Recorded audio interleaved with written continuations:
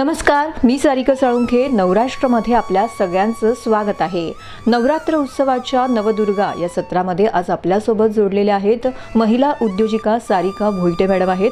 Sarika madam, तुमचं नवराष्ट्रमध्ये मनापासून स्वागत आहे.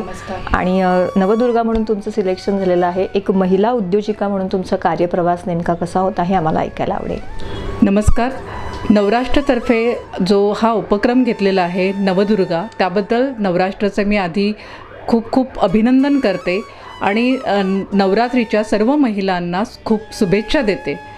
मी उद्योग मैत्रीण या व्यासपीठाची सुरुवात 8 मार्च 2005ला सुरू केलं.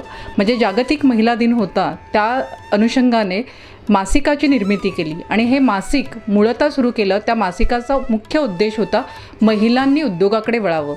बाजारात असंख्य प्रकारची मासिकं होती, जी मासिकं कल्चर, रेसिपी, ट्रेंड्स आणि रांगोळ्या किंवा अशा ट्रेडिशनल गोष्टींवर फोकस करणारी होती. असं कुठलंही मासिक नव्हतं की ज्या महिलांच्या करिअरविषयी किंवा त्यांना आर्थिकदृष्ट्या सक्षम करता येईल याविषयी बोलणारं एकही मासिक बाजारात पाहायला मिळालं नाही. त्यामुळे 8 मार्च 2005ला उद्योग मैत्रीण या मासिकाची निर्मिती झाली. खरं तर महिलांनी व्यवसायामध्ये उतरावं, कुठेतरी उद्योगामध्ये वळावं, याकरिता तुम्ही तर या सगळ्या गोष्टींची सुरुवात केली. मात्र ही सुरुवात केल्यानंतर नेमक्या तुम्हाला महिलांमध्ये किंवा या क्षेत्रामध्ये कुठल्या समस्या जाणवल्या आणि त्याच्यावरती तुम्ही कशा प्रकारची उपाययोजना केली? खरं सांगायचं तर जेव्हा आपण एखादी नवीन गोष्ट सुरुवात करतो किंवा प्रारंभ करतो त्यावेळेला ते तितकंसं सोपं नसतंच. असंख्य अडचणी आल्या, असंख्य प्रश्न उद्भवले.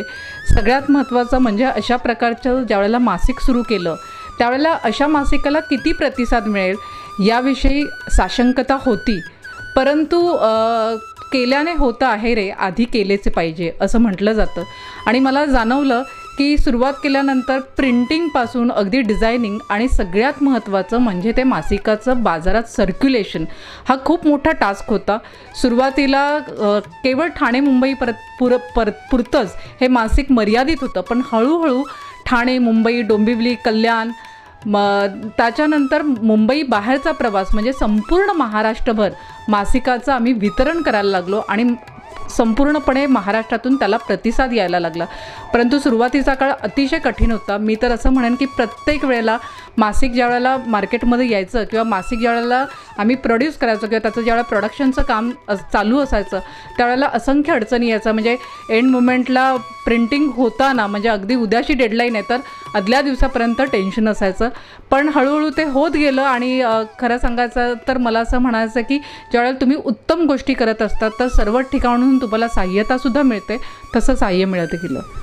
खरं तर उद्योग मैत्रीण या मॅगझिनच्या आधारे तुम्ही महिलांना अनेक उद्योगांबाबत मार्गदर्शन केलं. मात्र शासनाच्या देखील वेगवेगळ्या योजना होत्या, त्याबाबत देखील तुम्ही जनजागृती केलेली आहे. अनेक शिबिरं किंवा अनेक प्रदर्शनामध्ये देखील तुम्ही तुमचे स्टॉल्स वगैरेच्या माध्यमातून महिलांना रोजगार उपलब्ध करून देण्याची संधी जी आहे ती निर्माण केलेली आहे. त्याबाबत काय सांगा? बेसिकली काय होतं की महिला उद्योग करण्यास धजावत नाहीत. आज महिला विविध क्षेत्रात आपली चुणूक दाखवत आहेत, परंतु उद्योग क्षेत्रातील तिचं प्रमाण तितकंसं प्रभावी नाही हे लक्षात आल्यानंतर केवळ मासिकापुरतंच उद्योग मैत्रिणींचा पसारा न थांबवता त्याच्यासाठी आम्ही वेगवेगळ्या प्रकारची प्रशिक्षणं म्हणजे ट्रेनिंग्सला आम्ही सुरुवात केली. आणि सगळी जी ट्रेनिंग्स आहेत ती काय प्रकारची ट्रेनिंग होती तर स्किल ट्रेनिंग होती. त्यानंतर स्किल ट्रेनिंग व्यतिरिक्त काही ज्या महिला अनस्किल्ड आहेत त्या महिलांसाठी वेगळ्या प्रकारचे ट्रेनिंग आम्ही देत होतो. आणि या ट्रेनिंगमध्ये एक गोष्ट लक्षात आली की केवळ ट्रेनिंगपुरतंही मर्यादित न राहता त्यांनी केलेल्या उत्पादनांना बाजारपेठ मिळणं ही अत्यंत आवश्यक आहे. आणि ही बाजारपेठ मिळवण्यासाठी नेमकं काय करता येईल तर त्याच्यासाठी विक्री प्रदर्शनांचं आयोजन करता येईल. मग ट्रेनिंग घेतल्यानंतर आणि एखाद्या प्रॉडक्टची निर्मिती झाल्यानंतर त्या प्रॉडक्टचं ब्रँडिंग करण्यापासून मार्केटिंगपर्यंतचा जो प्रवास आहे त्यासाठीचं काउन्सिलिंग आणि उद्योग मैत्रीणमार्फत उद्योग मैत्रीणची व्यापारपेठ असं 2006 पासून कंझ्युमर एक्झिबिशन्स आम्ही घ्यायला सुरुवात केली आणि त्यालाही महिलांनी उत्तम प्रतिसाद दिला. सुरुवातीला ज्या महिला व्यवसाय करण्यासाठी धजावत नव्हत्या त्या हळूहळू उद्योग क्षेत्रात येऊ लागल्या. आणि पहिली 1000 वर्ष कुठल्याही उद्योगात डिफिकल्ट असतात. 1000 वर्ष पार केल्यानंतर व्यवसाय सोपा होतो. तर 1000 जे दिवस आपण जे म्हणतो व्यवसायातले तर त्या महिलांनी ते केलं आणि मला असं वाटतं की त्याच्यातून त्यांना यश मिळत गेलं. अशा प्रकारे प्रशिक्षण, ब्रँडिंग आणि मार्केटिंग या तिन्हीवर उद्योग मैत्रिणीने आपला फोकस ठेवला. खरं तर हे सगळं करत असताना एक महिला म्हटल्यानंतर कौटुंबिक जबाबदारी आणि ही उद्योगातली जबाबदारी या दोघांविषयीच्या जबाबदाऱ्या कशा प्रकारे तुम्ही सांभाळल्या? मला असं वाटतं की सगळ्याच ज्या महिला आहेत त्या खरं मल्टीटास्किंग आहेत. तुम्ही जर आपण पाहिलं देवीचं रूप तर ती अष्टभुजा आहे. तसं मला असं वाटतं आपल्याला असेच 8 हात देवीने आपल्याला प्रदान केलेले आहेत. त्यामुळे केवळ करिअर एके करिअर न करता घर आणि करिअर हे बॅलन्स करायचं म्हणजे स्विच ऑन आणि स्विच ऑफ मोड.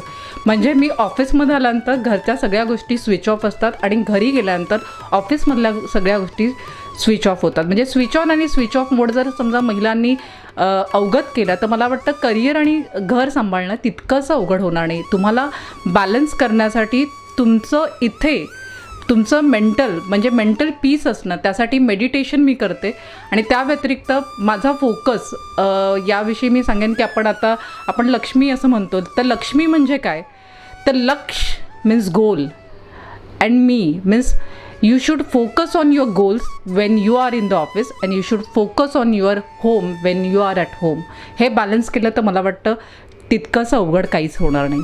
सध्या सर्वच क्षेत्रामध्ये महिला अगदी हिरहिरीने पुढे येत आहेत. कॉम्पिटिशनचं युग आहे. मात्र असं जरी असलं तरी अनेक महिलांना वेगवेगळ्या समस्यांना तोंड द्यावं लागते. त्या महिलांना तुम्ही नेमकं काय आवाहन कराल? मला असं वाटतं की महिला बेसिकली ह्या भिडस्त असतात आणि त्या कोणासमोर काही बोलायला काही महिलांचं मी असं म्हणेन की त्या घाबरतात. तर त्यांनी हा भिडस्त वृत्ती त्यांनी जराशी त्यांनी बाजूला ठेवली पाहिजे. त्यांनी मोकळं झालं पाहिजे. दुसरी गोष्ट म्हणजे एकमेकींविषयी आदर असला पाहिजे. एकमेकींविषयी उत्तमच बोललं गेलं पाहिजे. उत्तम विचारांची सांगड घातली पाहिजे. व्यवसाय करायचा असेल मी व्यावसायिक ज्या काही महिलांना व्यवसाय करायचा आहे त्यांना एक असं सांगू इच्छिते की व्यवसाय करायचा असेल तर चलता हे वृत्तीला थारा देऊन चालणार नाही. उत्तम चांगलं या गोष्टीला बरं याला पुढच्या काळात काही वाव राहणार नाही. जे काही करा ते उत्कृष्टच करा आणि उत्कृष्टतेची कास धरा. दुसरं म्हणजे मला हे म्हणायचं आहे आपल्या बायकांना ना त्या कायम आहे ना राग द्वेष कोणाबद्दलची असूया अशी त्या कॅरी करून ठेवतात. तर राग किंवा द्वेष कॅरी करू नका. कायम निखळ निर्वाज्य प्रेम करा आणि जे काही आपले ताणतणाव आहेत ते असे मला वाटतं हवेत उडवून टाका आणि फोकस करा की कसं आनंदी राहता येईल. तर समस्या उरणार नाही.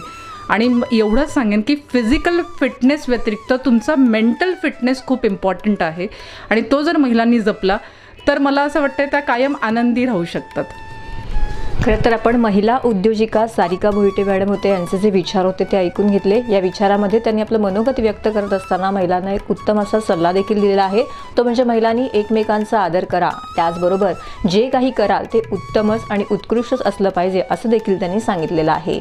नवराष्ट्राच्या या पुढील भागामध्ये असंच एक आगळं वेगळं आणि खास व्यक्तिमत्व घेऊन आम्ही तुमच्या भेटीस येऊ. तोपर्यंत नमस्कार. कॅमेरामॅन सय्यदसह सारिका साळुंखे, नवराष्ट्र, ठाणे.